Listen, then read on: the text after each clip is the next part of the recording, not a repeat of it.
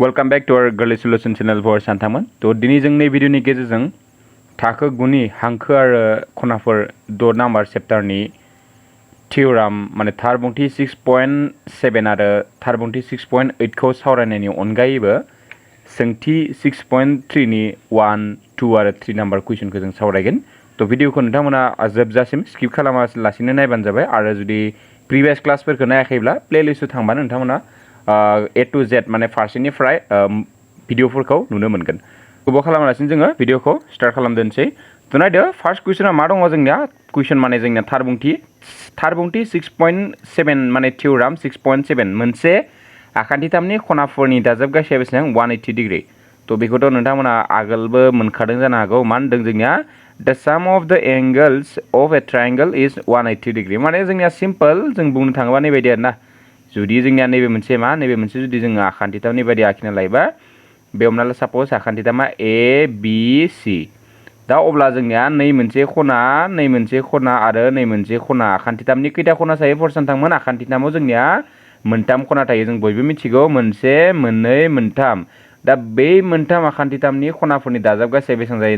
होनदो जोंनिया 180 डिग्री तो दा जोंनिया जुदि नैखौ बुंनो थाङोबा डाइरेक्ट माबायदि लिरजागोन angle A plus angle B plus angle C equal to बेसेबां जागोन जोंनिया 180 डिग्री दा बेबायदि बुजायगोन आरोना माने नै खना बे खना बिसोर मोनथाम खनाखौ दाजाबा जोंनिया बेसेबां जायो 180 डिग्री दा बेफोरखौ जोङो उननि 6.3 सोंथि 6.3 आव जोङो कुइसनफोरखौ सावरायबा बेखौ जों बाहायगोन तो गोसोआव लाखिबानो जाबाय तो दा नेक्स्ट थारबुंथि 6.8 खौ नायदो दा थारबुंथि 6.8 आ मा होनदों नायदो निया तो आं इरेज खालामना लाग्रोनोसै बेखौ थारबुंथि 6.8 आव नायबा नुनो मोनगोन जे जुदि मोनसे आखान्थिथामनि मोनसे आखान्थिखौ फोलावनाय जायो अब्ला बेबायदियै सोमजिनाय बायजोआरि खनाया मोननै उल्था फारसेथिं इसिं खनाफोरनि दाजाबगासेनि समान बेबो एसे इम्पर्टेन्टानो फर्मुलाया जोंना मा होनना बुंदों जुदि मोनसे आखान्थिथामनि हमना ला नैबे मोनसे आखान्थिथामखौ आं नाम्बारिं होना लानोसै A नैबे B नैबे C राइट ना दा ABC नि जुदि ABC आखान्थिना मोनसे आखान्थिखौ फोलावनाय जाबाय दा साप'ज ABC आखान्थिथामनि जोंनिया नै BC आखान्थिखौ जोङो नैबायदि फोलावनाय जाबाय नैबायदि दा नोंथांमोना जायखिजाया आखान्थिखौ फोलावनो हागोन AB खौबो फोलावनो हागोन नैबायदि नैथिं बिनिफ्राय नै साइडथिं फोलावनो हागोन बाट आं नैथिं ओरै फोलावना लाबाय एसे बुजायनायाव माने एसे गोरलै जायो बेनिखाय आङो नै BC खौ नैबायदि फोलावना लाबाय तो मोनसे आखान्थिखौ फोलावनाय जायो अब्ला बेबायदि सोमजिनाय बायजोआरि खनाया माने बेबायदि सोमजिनाय बायजोआरि खनाया माबे जोंनिया फोलावबा बायजोआरि खनाया नैबे बायजोथिं थानाय माने नै आखान्थिथामनि सिङाव गैयै माने नैबे बायजोआरि खनाया नैबे जाहैबाय दा तो दा बे खनाया होनदों मा बे खनाया मोननै उल्था फारसेनि इसिं खनाफोरनि दाजाबगासेजों समान बै खनाया नै A खना आरो नै B खनानि दाजाबगासेनि मा जागोन जोंनिया समान जायो होनना बुंदों जुदि आं नैखौ जुदि D होना होयोबा जोंनिया एकर्डिं टु थारबुंथि 6.8 बायदि मा जागोन जोंनिया जों लिरनो हागोन angle A plus angle B equal to angle ACD नैबायदि जायो होनना बुंदों आरोना दा नायनायाव नोंथांमोना नैखौ डाइरेक्ट C लिरना होबा जानाय नङा बेखौ C खना होनना बुङा जोंनिया C जोंनिया मोननै खना होनना बुंजागोननाय नैथिंबो दोङो बिथिंबो दोङो तो बेनिखाय C लिरना होबा C आन्थारनि जुदि नोङो एंगल C आन्था लिरना होबा नोंना एसे मिस्टेक जागोन तो जों खनाखौ डाइरेक्ट लिरखागोन मा एंगल ACD अब्ला जोंना नै खनाखौ लिरबाय बिनिफ्राय A खनाया नैबे जाबाय ओमफ्राय B खनाया नैबे जाबाय माने नैबे मोननै खनानि दाजाबगासे जोंनिया नै बायजो खनाजों सोमजिनाय बायजो खनाजों जोंनिया मा जायो समान जायो बेखौ गोसोआव लाखिबानो जाबाय इंलिशै बुङोबा if a side of a triangle is produced then the exterior angle so form is equal as sum of the two inter opposite angles बे बर'खौनो बेबायदि लिरना होनाय जादों आरोना दै बर'खौ बुजिबा नै इंलिशाबो सेम आरोना सेम मिनिं बुजायदों तो जोंना बेबायदि बुजायबाय जों गोबाव खालामालासिनो सोंथि 6.3 नि 1 निफ्राय जोङो थार्ड नाम्बारखौ नै भिडिअनि गेजेरजों सावरायलायनोसै जल्दिनो कुइसना होनाय दङ जे जोंनिया सावगारि 6.39 आव ट्रायंगल PQR नि आखान्थि QP आरो RQ खौ फारियै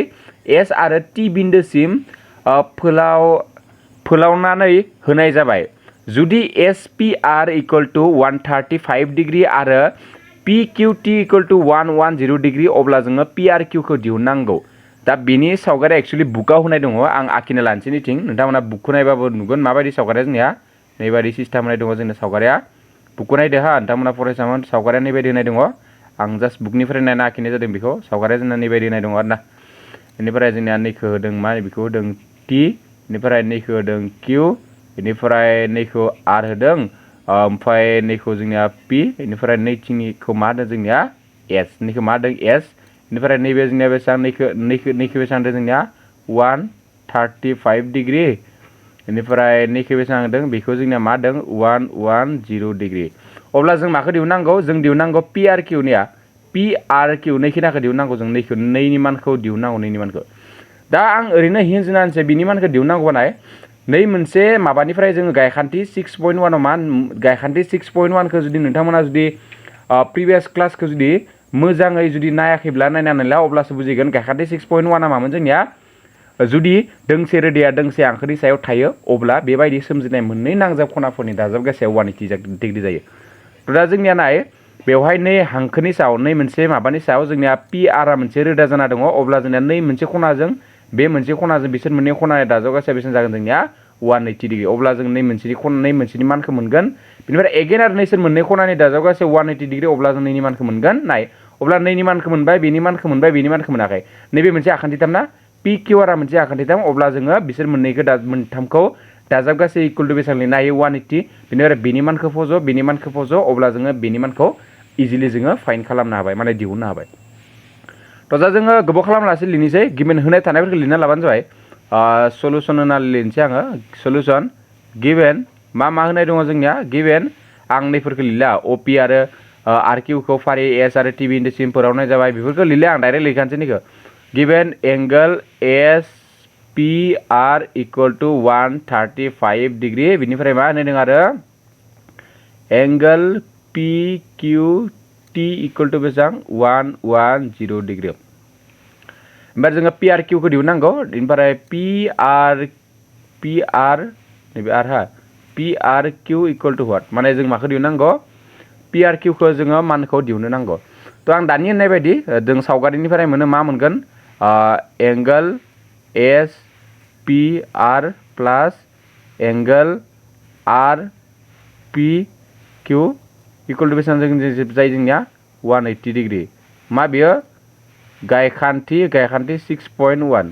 मानिफ्राय मोनो बेखौ माने नै खनाजों बे खनाजों जोंनिया दाजाबगासेयाव 180 डिग्री जायो मानोना गायखान्थि 6.1 थ' गायखान्थि 6.1 खौ नायबानो जाबाय सोर मानो जायो थ' दा बेनिफ्राय ओमफ्राय जोंनिया एस पी आर नि मानानिया बेसेबां होनाय दङ 135 बेखौ जोङो 135 डिग्री होबाय 135 प्लास आर पी किउखौ इथिं थाबाय इकुवेल टु बेसेबां जाहैखो 180 degree so' implies that R P Q equal to जोंनिया मा जागोन 180 माइनास 135 दा जुदि जोङो सापज बै 180 निफ्राय जुदि 135 खौ जुदि जों दानख'नो हाबा बेसे मोनगोन 10 निफ्राय 5 थांबा 5 जाबाय ओमफ्राय नै 7 थाबाय 7 निफ्राय 3 थांबा बेसेबां 4 दा बेनि मानखौ बेसेबां मोनखो जोङो आर पी किउनिया आर पी किउ नैनि मानखौ जों बेसेबां मोनखो नैनि मानखौ जों मोनबाय 45 नैनि मानखौ बेसेबां मोनखो जोङो 45 मोनबाय नैखिना खनाखौ एबार जों थिग बिदिनो नैसोर मोननै खनानि दाजाबगासे 180 डिग्री अब्ला जों नैनि मानखौ मोनगोन नैनिया 110 होनाय दङ दा एगेन नैनि उनावहाय बिथिं लिरबानो जाबाय आरो एगेन होननानै एगेन आरोबाव मा लिरनो हायो जोङो एंगल टी किउ पी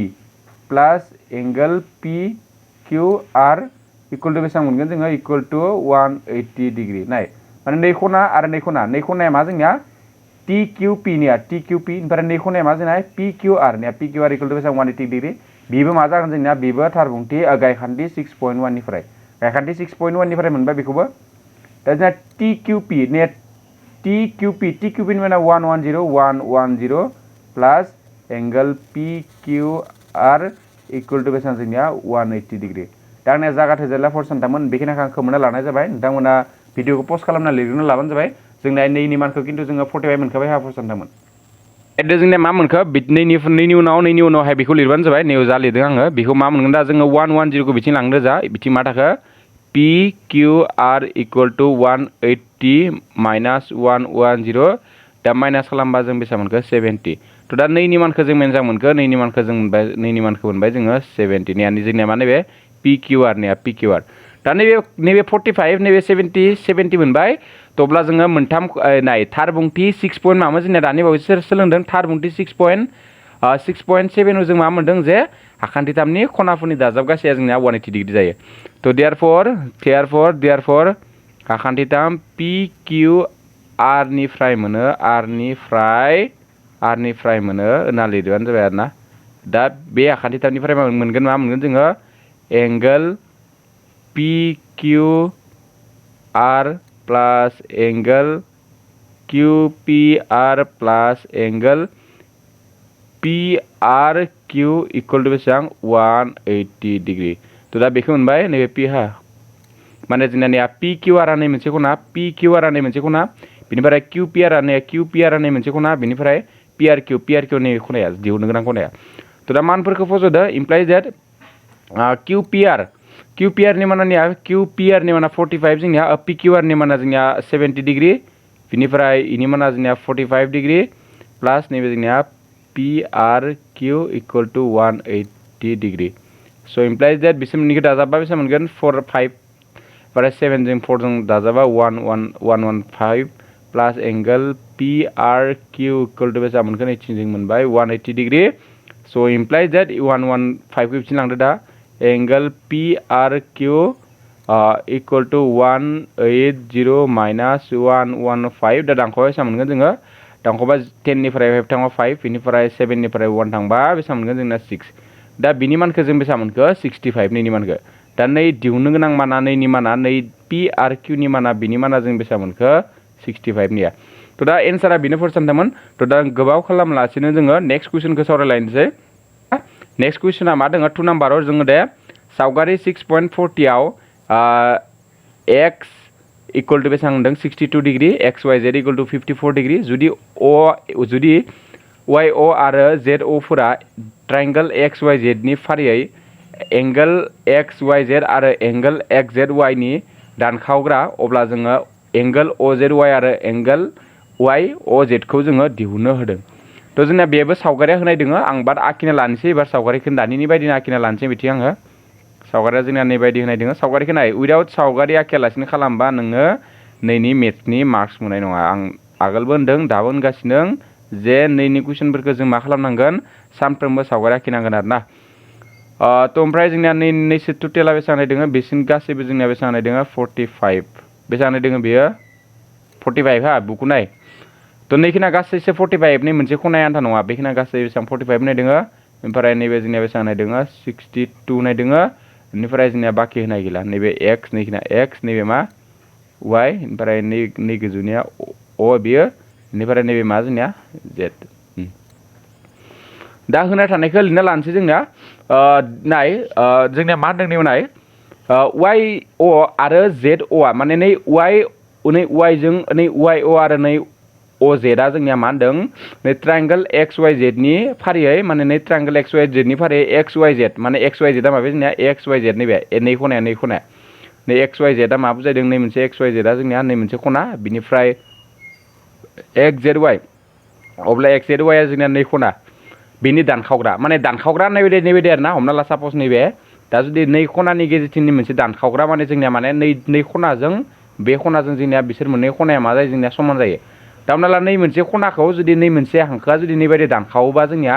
नै मोनसे जा खना सोमजिदों बे मोननै खनाया जोंनिया समान जायो अब्ला नाय जोंनिया जिहेतु OY आ जोंनिया नै XYZ नि दानखावग्रा अब्ला जोंना नैजों बेजों समान जागोन थिग बिदिनो नै खनाजों बे खनाजों समान जागोन नै OZ आ दानखावग्रा नानिया OZ आ नैनि दानखावग्रा नैया नै XZY नि नैया XZY नि दानखावग्रा OZ आ तो बेनिखाय बिसोर मोननैया जोंनिया मा जागोन समान जागोन तो दा गिभेन होनायफोरखौ दिन्ना लानोसै गिभेन होनाय दङ जोंनिया मा होनाय दङ लिरना होदों given angle X equal to बेसेबां होनाय दङ 60 डिग्री 62 डिग्री ओमफ्राय एंगल XYZ इक्वल टू बेसेबां जोंनिया 54 डिग्री इनिफ्राय जोंनिया फारि दानखावग्रा ना स' दानखावग्राखौ जों डाइरेक्ट लिरखानो हायो दानखावग्राखौ जों मा लिरनो हायो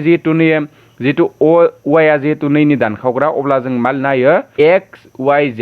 बेखौ जुदि XYZ खौबो जुदि मोननै दानखावना होयोबा नै हाफ नै 2 जों रानना होयोबा जोंनिया नै खनाजों बे खनाजों मोनगोन आरोना समान जिहेतु समान दानखावग्रा तो अब्ला मा मोनगोन जोंनिया angle Y O equal to मा मोनगोन एंगल जेड वाइ अ थिग बिदिनो जुदि जोंनि हाफ अफ जुदि नैखौ दानखावोबा नै मोननैखौ दानखावोबा जोंनिया half of X Z Y equal to मा लिरनो हागोन जोङो half of X Z Y equal to मा लिरनो हागोन angle X Z O equal to मा लिरनो हागोन एंगल वाइ जेड अ बुजिना फरायसनदोंमोन माने नैबायदि आरोना निया नैथिनि मोनसे एक्स वाइ अ जाहैबाय आरो अ वाइ जेड माने जेड वाइ अ नैया नै मोनसेयाबो जाहैबाय ओमफ्राय नैनिया आरो वाइ जेड अ निया वाइ जेड अ बिनिफ्राय एक्स जेड अ निया एक्स जेड अ दा जोंना बेबायदि जाहैबाय थ' ओमफ्राय जोंनिया होना थानायखौथ' लिरबाय जोंनिया मा दिहुननांगोन फार्स्ट अफ अल नाय अ जेड वाइ बहा दं नायदो अ नैबे जेड ओमफ्राय नैबे मा वाइ ओमफ्राय मा दिहुननांगौ वाइ अ जेड ओमफ्राय वाइ अ जेडआ बोरै वाइ अ जेड एकदम सिम्पल जुदि जोङो नैखौ दिहुननानै बै मोनसेखौ दिहुननानै लास्टआव जोङो अ वाइ जेडखौ जोङो आखान्थिथामनि दाजाबगासे खालामबाय जोंना थारबुंथि 6 पइन्ट मा जोंना बे थारबुंथि 6.7 खौ बाहायनानै जोङो नै मोनसे नै अ खौबो दिहुननो हागोन माने नै वाइ अ जेडखौबो जोङो दिहुननो हायो थ' दा जों गोबाव खालामलासिनो खालामदोनसै माबायदि खालामनो हागोन जोङो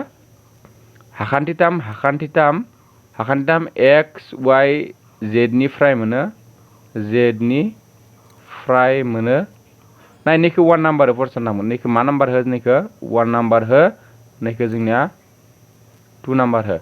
नै मोनसेखौ 1 नाम्बार इकुवेशन नै मोनसेखौ मा 2 नाम्बार इकुवेशन हाखान्थिथाम एक्स वाइ जेडनिफ्राय जों मा मोनो हाखान्थिथाम दाजाबगासे जोंनिया मा जायो 180 डिग्री थ' मा जागोन जोंनिया angle X plus angle Y plus angle Z equal to बेसेबां 180 डिग्री नाय एंगल एक्स माने नैखिना गासै खना बिनिफ्राय एंगल वाइ माने नैखिना गासै खना ओमफ्राय एंगल जेड माने नैखिना गासै खना जेड माने जोंना नै मोनसे पार्टखौल'सो लायाखै मोननै पार्टखौ लोगो नांनासो जोंनिया जेड जादों थ' इमप्लाइज देट जोंना एक्सनि माना बेसेबां नायदों एक्सनि माना 62 बेनिफ्राय जेडनि माना बेसेबां 40 जेडनि माना बेसेबां नायदों 54 सरि नैबे बेसेबां जादों जोंनिया 54 equal to plus Z equal to बेसेबां 180 डिग्री टु इमप्लाइज देट बिसोर मोननैखौ दाजाबा मा जागोन जोंनिया 4 2 6 इनिफ्राय दों 11 116 प्लास बेसेबां नैबे जेड इक्वल टु 180 डिग्री थ' ओमफ्राय लास्ट इक्वल टु मा मोनगोन एंगल जेड इक्वल टु बेसेबां मोनगोन बे 180 निफ्राय 116 दानख'ना होबा जोंना 116 खौ इथिं लांबा माइनास जाहैगोन ना माइनास जायोबा दानख'बा बेसेबां मोनगोन 10 निफ्राय 6 थांबा बेसेबां 4 ओमफ्राय जोंनिया 8 निफ्राय 7 निफ्राय 1 थांबा बेसेबां जागोन 7 निफ्राय 1 थांबा जोंना नैबे जागोन 6 थ' दा जेडनि मानखौ जों बेसेबां मोनखो 64 मोनबाय नैखौ बेसेबां मोनखो जोङो 64 मोनबाय थ' दा आं बेखिनिखौ खोमना लानोसै नाय नै मोनसेयाव जादों बे मोनसेयाव जा दङ बे मोनसेयाव जा दङ बे इम्परटेन्ट हा आं नेक्स्टआव 1 निफ्राय मोनो होनना लिरखागोन थ' बेनिखायनो नोंथांमोनहा मा खालामना ला बेखौ लिरना लाखादानो आं खोमोनना होनाय जासिगोन दा एबार नैनि उनावहाय आं नैयाव जा लिरगोन बेखौ लिरबानो जाबाय थ' दा जों दिनै 1 आरो 2 नाम्बार इकुवेशन मोननै मोनदोंमोन ना थ' आं बेखौ जास्ट खोमोनना होनाय जाबाय थ' नोंथांमोना लिरना लानो होखादों नोंथांमोनखौ थ' दा 1 नाम्बारनिफ्राय जों मा लिरनो हागोन जोङो 1 नाम्बारनिफ्राय जों लिरनो हागोन angle O Y Z equal to मा 1/2 मामोन जोंनिया 1/2 एक्स वाइ जेड मोन ना जोंनिया थ' इक्वल टु 1/2 आथ' 1/2 थाबाय ओमफ्राय एक्स वाइ जेडनिया एक्स वाइ जेडनि माना बेसेबां जोंनिया 45 नैनि माना बेसेबांमोन जोंनिया बिनि माना 45 नङा फर्स्ट सानदोंमोन नैबे जोंनिया बेसेबां 54 नैबे बेसेबां जोंनिया आं 45 लिरफ्लांबाय थादों नैबे बेसेबां जोंनिया 54 नैया होखानाय दङ बे 54 होनाय दङ दा नै 2जों 54 खौ रानबा जों बेसेबां मोनगोन 2 3 नै 4 बेनिफ्राय 7 बेसेबां मोनगोन जोङो बेसेबां मोनखो जोङो 27 मोनबाय बे वाइ जेडनिया वाइ जेडनि मानखौ जों बेसेबां मोनबाय 27 थिग बिदिनो जोङो नैबे 1 नाम्बार इकुवेशननिफ्राय नैबे मानिफ्राय मोनो फ्रम 1 होनना लिरनाय जाबाय थिग बिदिनो 2 नाम्बार इकुवेशननिफ्राय जों मा लिरनो हायो 2 नाम्बार इकुवेशननिफ्राय अ जेड वाइ माने angle O Z Y equal to half of मामोन जोंनिया half of angle X Z Y थ' दा एंगल एक्स जेड वाइ नाय एंगल एक्स जेड वाइ नि मानखौ जों बेसेबां मोनखो जेडनि मानखौ जों मोनबाय 64 नाय जेड लिरनाय आरो एंगल एक्स जेड वाइ लिरनाया जोंना सेम हा जोंनिया जास्ट बेखौ गासै माबाखौ जोङो जेड आन्थाबो लिरजायो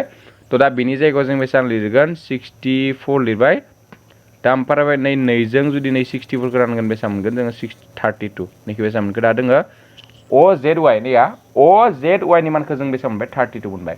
थ' बेखिनिया क्लियार जाबायना फार्स्ट सानदोंमोन दा जोङो दिहुननोसै नै अखौ दा अ आबो सिम्पल जोंनिया दा अ नैखिना मोनथामनि आखान्थिथामनि दाजाबगासा जोंनिया बेसेबां 180 डिग्री थ' दा बावैसो मोनबाय नै मोनसेनिखौ जों मोनबाय नै मोनसेनिखौ जों मोनबाय 27 निया अ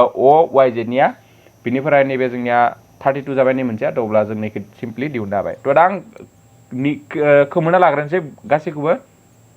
थ' नायदो एबार जों मा लिरगोन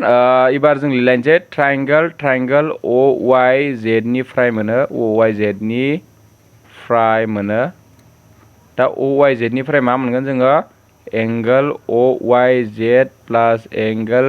अ Y Z फैबायना angle O Z Y plus angle Y A Z equal to बेसेबां 180 डिग्री थारबुंथि मा जोंनिया बेयो थारबुंथि 6.7 माने जोंनिया हाखान्थिथामनि खनाफोरनि दाजाबगासा जोंनिया 180 डिग्रीनिया अ वाइ जेड हाखान्थिथामखौ लाबाय थ' दा अ वाइ जेड नि माना जों दानि बावैसो मोनबाय जोंना बेसेबां 27 डिग्री बेनिफ्राय जोंनिया